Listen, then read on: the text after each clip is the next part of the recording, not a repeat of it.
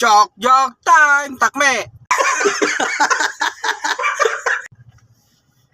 Nung nag-inuman nga kami nila, doon kila Jorgen.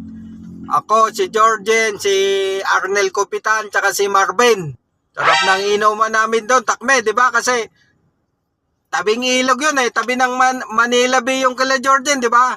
Meron silang paliguan doon. Sarap ng inuman namin, sarap ng pulutan. Nung medyo kinapos, umutang na lang kami doon sa katabing tindahan.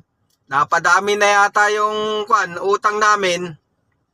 Nagkatinginan na, takme, kung sino magbabayad. Sabi ni Tolbik, ate-ate na lang tayo. Sabi ko, hindi. Paligsahan na lang tayo. Sabi ko, anong paligsahan? Sabi ko, di ba, may ilog dyan. Sige, sisisid tayo. Kung sino unang umahon, talo. Sabi ko, sige, payag sila. Sabay-sabay kami, takme, ubad kami damit. Sabay-sabay kami, sisid.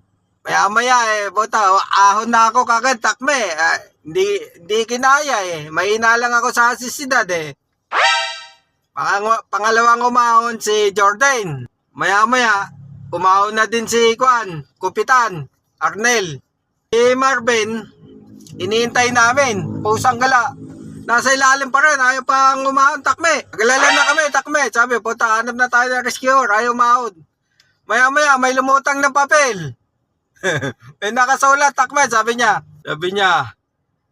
Bek, kahit anong mangyari, hindi ako ahon dyan, hindi ako magbabayad. Ilocano yun si Marvin Puta, ay magbayad. Di bali ng matodas basta hindi siya magbabayad.